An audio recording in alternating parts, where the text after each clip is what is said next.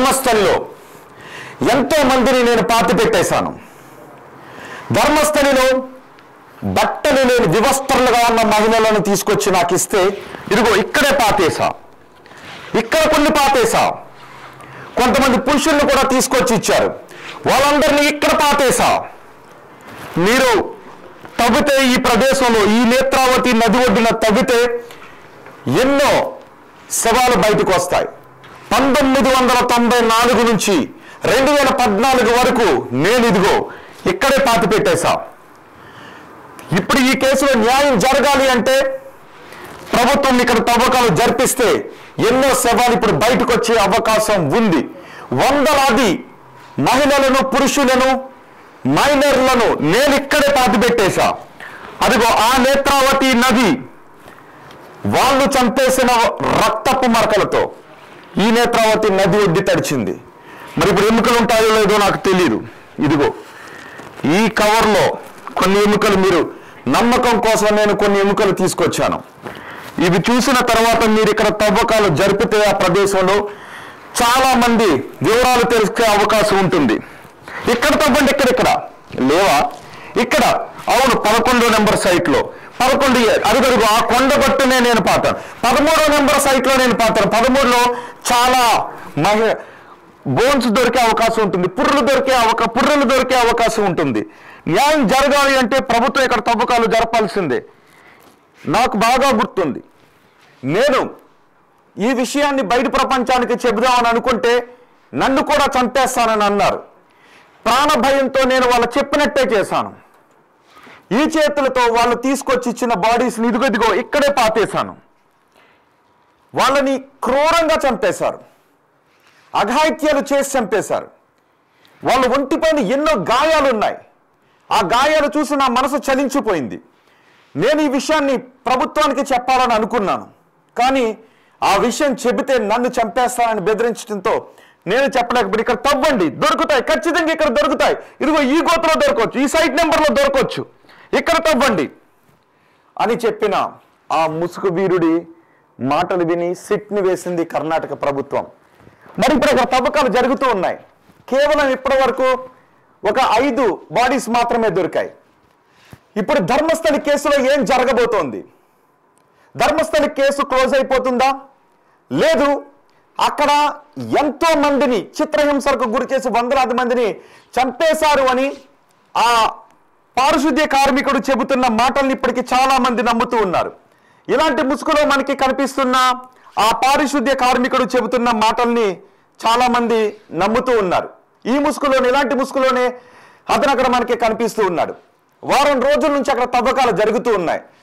1 నుంచి 6వ సైట్ వరకు దొరకలేదు. 6వ సైట్లో మాత్రం ఒక పుర్రె దొరికింది. అంతేకాదు అక్కడ ఒక పాన్ కార్డు దొరికింది. ఆ పాన్ కార్డు దొరికిన తర్వాత ఒక డెబిట్ కార్డు కూడా దొరికింది. అయితే అది లక్ష్మి అండ్ మరొక వ్యక్తిది అని చెప్పారు. ఆ తర్వాత మిగిలిన తవ్వకాలు జరుగుతూ ఉన్నాయి. ఆ చెబుతున్న వ్యక్తి ముఖాన్ని ఎక్కడా కూడా కనపడనివ్వడం లేదు. ఆ చెబుతున్న వ్యక్తి ముఖాన్ని ఇదిగో ఇలాగే ముసుగు వేసి తీసుకుని వెళ్తూ ఉన్నారు. రోజు ఆ వ్యక్తిని కారులో తీసుకొస్తున్నారు, పోలీసుల సెక్యూరిటీతో తీసుకొస్తూ ఉన్నారు. పోలీసుల సెక్యూరిటీతో తీసుకొచ్చి ఆ వ్యక్తిని మళ్ళీ తీసుకుని వెళ్తూ ఉన్నారు. కానీ 13వ సైట్లో తవ్వకాలు జరిపితే చాలా ఎముకలు దొరుకుతాయి అని చెప్పారు. ఇలాంటి బకెట్లలో, కొన్ని కవర్లలో అక్కడ ఒక 5 అస్థిపంజరాలు దొరికితే వాటిని తీసుకుని వెళ్ళారు. అందులో ఒక అస్థిపంజరం మహిళలదని చెప్పారు. కానీ మరి వందలాది మంది అక్కడ మరణానికి గురయ్యారు, చిత్రహింసలకు గురి కాబట్టి అక్కడ చనిపోయారు అని ఆ పారిశుద్ధ్య కార్మికుడు చెప్పిన మాటల్లో వాస్తవం లేదు అని చాలా మంది అంటూ ఉన్నారు. కేవలం ఇది ఆ మంజునాథేశ్వరుణ్ణి, ఆ మంజునాథ పవిత్రను భగ్నం చేయటానికి కొంతమంది ఆ వ్యక్తితో చెప్పించిన అవాస్తవాలను కొంతమంది అన్నారు. లేదు, ఆ ఆలయానికి సంబంధం ఉన్న కొంతమంది వ్యక్తులు దురాగతాలకు పాల్పడారు అని మరికొంతమంది చెప్పారు. ఇలా ముసుగులో కనిపించినటువంటి ఆ వ్యక్తి నేనే ఎంతో మందిని ఇదిగో ఇక్కడ పాతి పెట్టాను అని చెప్పుకుంటూ తీసుకొచ్చి ఒక 8 అడుగుల లోతులో గొయ్యిలు తవ్వించారు. ఇక్కడ ఒక 15 అడుగుల వెడల్పులో 8 అడుగుల లోతులో గొయ్యిలు తవ్వించారు. కానీ అక్కడ ఎన్నో కుప్పలు కుప్పలుగా ఎముకలు దొరుకుతాయి, కుప్పలు కుప్పలుగా పుర్రెలు దొరుకుతాయని అనుకున్నారు. ఆ స్థాయిలో కాదు, ఒక 5-6 దొరికాయి. మరి ఇప్పుడు ఆ వ్యక్తి చెప్పింది అబద్ధమా, లేదు నిజంగా అక్కడ ఏదైనా జరిగిందా? ఇన్ని సంవత్సరాలు అయిపోయింది కాబట్టి ఆ ఎముకలతో సహా అవన్నీ కూడా ఇదిగో ఈ నేలలో కలిసిపోయాయా? ఈ గొయ్యిల్లో కేవలం ఎముకలు కూడా కరిగిపోయి ఆ మట్టి మాత్రమే అక్కడ మిగిలి ఉందా? ఇప్పుడు దొరికిన 4-5 అస్థిపంజరాలు ఏం చెబుతున్నాయి? ఈ స్థలం శ్మశానం కాదు అని చెప్తున్నారు. మరి ఈ స్థలం శ్మశానం కానప్పుడు ఆ 4-5 అస్థిపంజరాలైనా ఎందుకు దొరికాయి? అంటే అడవిలో ఏదో జరిగిందా? ఈ వ్యక్తి చెబుతున్న మాటల్లో వాస్తవాలు ఉన్నాయా? మరి ఇప్పుడు అన్ని ఆ స్థాయిలో అస్థిపంజరాలు దొరకకపోయేసరికి ఈ కేసును సిట్ అధికారులు క్లోజ్ చేసే అవకాశం ఉందా? లేదు ఈ విచారణ ఇంకా కొనసాగించే అవకాశం ఉందా? ఈ మట్టి నమూనాలను కూడా తీసుకుని వెళ్ళి ఈ మట్టి నమూనాలను కూడా ఫోరెన్సిక్ ల్యాబ్లో పరిశోధనలు జరిపి ఈ మట్టిలో చాలా మంది మానవులను పాతిపెట్టిన కారణంగా ఈ మట్టిలో కలిసిపోయాయని ఆ ఫోరెన్సిక్ ల్యాబ్లో ఏదైనా తేలే అవకాశం ఉందా? లేదు ఇవి సహజంగా ఈ నదిలో కొట్టుకొచ్చినటువంటి శవాలను అక్కడ పాతిపెట్టేశారు, అన్ఐడెంటిఫైడ్ శవాలుగా ఎవరు క్లెయిమ్ చేయని బాడీస్గా గుర్తించి అక్కడ పాతిపెట్టేశారు అని తేల్చే అవకాశం ఉందా? మరి ఈ ముసుగు వేసుకున్నటువంటి రోజు మనకి ఇలాంటి ముసుగులో కనిపిస్తున్న ఆ వ్యక్తి చెప్పిన మాటల్లో వాస్తవాలు ఉన్నాయా? కొంతమంది అంటూ ఉన్నారు కేవలం ఇది ధర్మస్థలి పవిత్రతను చెడగొట్టడానికి, ధర్మస్థలి ఆలయానికి అపవిత్రతను చేకూర్చడానికి కొంతమంది చేసినటువంటి కుట్రాని అంటూ ఉంటే, లేదు అతనే నేరుగా ముందుకు వచ్చాడు. అతని పేరు కూడా ఎక్కడ చెప్పట్లేదు, మనం పెట్టినటువంటి ఒక పేరుని మీకు చూపిస్తూ ఉన్నాం.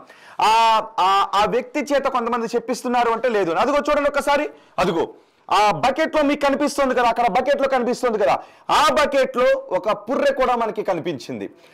ఆ బకెట్లో కొన్ని పుర్రెలను అందులో పెట్టారు, ఆ కవర్లో కొన్ని ఎముకలను తీసుకుని వెళ్ళారు. మరి ఇన్ని రోజుల తవ్వకాల్లో ఆ స్థాయిలో ఎముకలు దొరకలేదు, కానీ కొన్ని ఎముకలు దొరికాయి. మరి ఇవి ఆ నదిలో కొట్టుకొచ్చినటువంటి బాడీస్ని, దేహాలను అక్కడ పాతి పెట్టడం ద్వారా ఉన్నటువంటి ఎముకలని చెప్తారా, లేదు చిత్రహింసలకు గురి కాబడి చనిపోబడిన వాళ్ళ ఎముకలని చెప్తారా? నిజానికి 1986 సమయంలో కూడా కొంతమంది మహిళలు మిస్ అయితే వాళ్ళని తీసుకొచ్చి అక్కడ అడవిలో పడేశారు. ఆ యువతి తండ్రి ఆ యువతి కోసం న్యాయం జరగాలి అంటూ ఎన్నో ప్రయత్నాలు చేశారు, పోరాటాలు చేశారు. ఆ కమ్యూనిస్ట్ పార్టీకి చెందినటువంటి వ్యక్తి అతను. సో అతని కుమార్తెను కూడా, చనిపోయిన కుమార్తెను కూడా ఇలాగే చిత్రహింసలకు గురి చేసి చంపారు. ఆ తర్వాత ఎంతో మందిని ఇలాగే చంపారు అని చెప్తున్నారు. సో ఇక్కడ మరి న్యాయం జరగబోతుందో, వాస్తవాలు బయటకు వస్తాయా? లేదు ఈ ఎముకలు ఏమీ సాక్ష్యాలను చెప్పలేకపోతున్నాయని సిట్ అధికారులు కేసును క్లోజ్ చేసేసే అవకాశం ఉందా?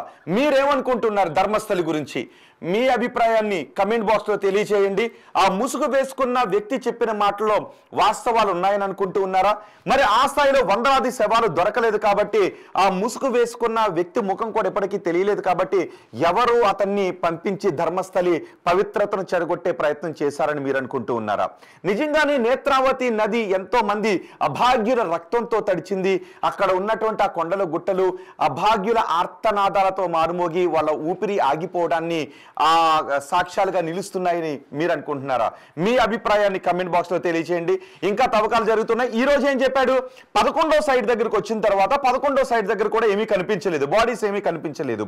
అప్పుడు ఆ వ్యక్తి ఏం చేశాడంటే, నాకు ఇప్పుడు గుర్తొస్తూ ఉంది, అదుగదుగో అక్కడ కనిపిస్తోంది, కొంచెం దూరంలో ఆ గుట్ట పైన కనిపిస్తోంది, ఆ గుట్ట పైన తవ్వితే అక్కడ కొన్ని ఎముకలు దొరికే అవకాశం ఉంటుందని చెప్పారు. అప్పుడు అధికారులు అందరూ ఏం చేశారంటే, సర్లే నడండి అని ఆ గుట్ట దగ్గరకు తీసుకుని వెళ్ళారు. ఆ గుట్టకి 11/A అని పేరు పెట్టారు. ఇది 11 కాబట్టి అది 11/A అని పెట్టారు. ఇది ఈ సైట్ నాకు గుర్తుంది, కానీ ఇంకొంచెం నేను గుర్తు చేసుకుంటే ఇంకొంచెం దూరంలో ఆ గుట్ట పైన పాతి పెట్టినట్టుగా నాకు అనిపిస్తోంది అని ఆ వ్యక్తి చెప్పాడు. ఆ 11A దగ్గరికి వెళ్ళి తవ్వితే అక్కడ ఒక 4 అస్థిపంజరాలు దొరికాయి, 4 పుర్రెలు దొరికాయి. అందులో ఒక పుర్రె మహిళదని చెప్తున్నారు. నిజానికి కొంతమంది ఉంటుంటారు పుర్రెను చూడగానే మహిళదని ఎలా గుర్తుపెట్టేస్తారు అని, కానీ కొంతమంది చెప్తున్నారు ఆ షేప్ని బట్టి మహిళది అని గుర్తుపడడానికి అవకాశం ఉంటుంది. కానీ 100% తేలాలి అంటే అది ఫోరెన్సిక్ ల్యాబ్లోనే తేలుతుంది. కానీ ఆ షేప్ని బట్టి, ఆ పుర్రె షేప్ని బట్టి అది మహిళ పుర్రెగా తెలుస్తుందని చెబుతున్నారు. ఎందుకంటే ఎక్కువ మంది మహిళలకు సంబంధించిన దేహాలనే అక్కడ పాతిపెట్టాను, వాళ్ళందరూ అగాత్యాలు చేయబడి చనిపోయారు అని ఆ వ్యక్తి చెప్తున్నాడు. ఇప్పుడు మరి 13వ సైట్ దగ్గరికి తవ్విన తర్వాత 13వ సైట్లోనైనా గుట్టలుగా ఆ ఎముకలు బయటకు రాబోతూ ఉన్నాయా? గుట్టలు గుట్టలుగా పుర్రెలు రాబోతూ ఉన్నాయా? ఇప్పుడు 9 నుంచి 13 వరకు గుట్టలు గుట్టలుగా పుర్రెలు బయటకు వస్తాయని అనుకున్నా. 9 నుంచి 13 వరకు ఉన్న సైట్లలోనే నేను ఎక్కువ మందిని పాతి పెట్టానని చెప్పాడు. 9, 10, 11 వరకు వచ్చేసారు. ఇక 12, 13 ఉంది. 11A దగ్గర ఇప్పుడు తవ్వుతూ ఉన్నారు. సో ఈ 13వ సైట్ దగ్గర కూడా ఇలాగే దొరకకపోతే, అంటే ఈ వందలాది మంది పుర్రెలు, వందలాది మంది దేహాలకు సంబంధించిన పుర్రెలు, ఎముకలు దొరకకపోతే ఈ కేసును సిట్ అధికారులు ఎలా ముందుకు తీసుకుని వెళ్తారు? అతను చెప్పిన దాంట్లో వాస్తవాలు లేవు అని కేసును క్లోజ్ చేస్తారా? లేదు, ఏదో జరిగింది అక్కడ. ఇప్పటి వరకు దొరికినటువంటి పుర్రెలైనా అక్కడికి ఎలా వచ్చాయి? ఇది శ్మశానం కాదు, ఇక్కడ ఎవరిని పాతి పెట్టిన రికార్డ్స్ లేవు. మరి అలాంటప్పుడు ఈ మాత్రమైన పుర్రెలు ఎందుకు దొరికాయి అనే దగ్గర నుంచి విచారణను కొనసాగించే అవకాశం ఉంటుందా? లేదు, సిట్ అధికారులు కేసును క్లోజ్ చేస్తారా? చాలా మంది అంటూ ఉన్నట్టుగా ధర్మస్థలి పవిత్రతను చెడగొట్టడానికి ఆ వ్యక్తితో చెప్పించిన ఇదని అనుకుంటున్నారు. చూడండి ఒకసారి, మనకి ఇదిగో ఇలా తవ్వితే కొన్ని పుర్రెలు ఇలా దొరికాయి ఆ తవ్విన తర్వాత, కానీ ఇప్పటికే కొన్ని పుర్రెలు మాత్రం నేలలోనే కలిసిపోయాయి. ఈ తవ్విన తర్వాత ఇలా ఒక గొయ్యి దగ్గర 6వ సైడ్ దగ్గర మాత్రం ఒక పుర్రె దొరికింది. ఆ తర్వాత 11వ సైడ్ దగ్గరికి వెళ్ళిన తర్వాత మరి దొరికాయి. ఇలాంటి బకెట్లలో పెట్టుకుని వాటిని ఫోరెన్సిక్ ల్యాబ్ కి తీసుకుని వెళ్ళారు. ఇప్పుడు అక్కడ ఆ సమయంలో మిస్ అయ్యారు అని ఎవరెవరైతే పోలీస్ స్టేషన్స్ లో కేసులు పెట్టారో, ఆ అనుమానాలు ఎవరికైతే ఉన్నాయో వాళ్ళ డిఎన్ఏని పరిశోధించడానికి కూడా చర్యలు తీసుకుంటున్నారు. కానీ ఆ కుళ్ళిపోయి భూమిలో కలిసిపోయిన ఎముకల్లో డిఎన్ఏ ఉండదు. మరి వాటిని ఎలా మ్యాచ్ చేసి చూస్తారు? ఇలాంటి బకెట్లో మనకి అక్కడ కనిపించిన ఎముకలు ఎవరి తాలూకు ఎముకలు, ఏ కుటుంబానికి చెందిన వ్యక్తుల తాలూకు ఎముకలు, ఎలాంటి చిత్రహింసలకు గురి కాబడి వాళ్ళు చనిపోయారు అనేది ఇలాంటి బకెట్లలో మనకి అక్కడ కనిపించిన ఎముకలు ఆ ఫోరెన్సిక్ ల్యాబ్లో నోరు విప్పుతాయా? ఏం తెలియబోతోంది? ఇన్వెస్టిగేషన్ అధికారులు ఇప్పుడు ఎవరైతే మనకి ఇలాంటి ముసుగులో కనిపించాడు, ఇలాంటి ముసుగులో మనకి కనిపించి ఇక్కడే నేను పాతి పెట్టేశాను అని చెప్పినటువంటి వ్యక్తిని విచారిస్తారా? ఇలాంటి ముసుగులో కనిపించిన ఆ వ్యక్తి మానసిక పరిస్థితి గురించి మరోసారి ఎంక్వైరీ చేయబోతున్నారా? ఈ వ్యక్తి ఇలా ముసుగులో కనిపించినటువంటి ఆ వ్యక్తి చెప్పినవన్నీ వాస్తవాలే అని మళ్ళీ పోలీసులు ఇతన్ని విచారించి కేసును ముందుకు తీసుకువెళ్ళే అవకాశం ఉందా? లేదా ఇక్కడ ఎముకలు ఆల్రెడీ దొరికాయి కాబట్టి అన్ని కాకపోయినా ఎంతో కొంత ఏదో ఒకటి జరిగింది అని ఈ వ్యక్తి చెప్పిన మాటల ఆధారంగా మరికొంతమందిని విచారించే అవకాశం ఉందా? ఆ సమయంలో ఈ వ్యక్తి ఇంకెవరెవరైతే పేర్లు అయితే చెబుతున్నాడు, అంటే నిజానికి కొన్ని అనుమానాలు కూడా ఉన్నాయి. ఏ అనుమానాలు ఉన్నాయి అంటే అదంతా కూడా చిట్ట అడవి, కొండలతో ఉన్నటువంటి అడవి. మరి అలాంటి బాడీస్ని తీసుకొచ్చి అతనికి ఇస్తే ఆ వ్యక్తి బాడీని భుజం మీద వేసుకొని మోసుకుని ఒక అడవిలోకి వెళ్ళి ఒక 6 అడుగులు గొయ్యిని ఒక 6 అడుగుల వెడల్పుతో అంత లోతులో గొయ్యిని తవ్వి అక్కడ పూడ్చిపెట్టి ఆ ఒక్క వ్యక్తి పూడ్చి పెట్టగలిగాడా? అన్ని వందల శవాల్ని, అన్ని వందల బాడీస్ని ఒక్కడే పూడ్చి పెట్టగలిగాడా?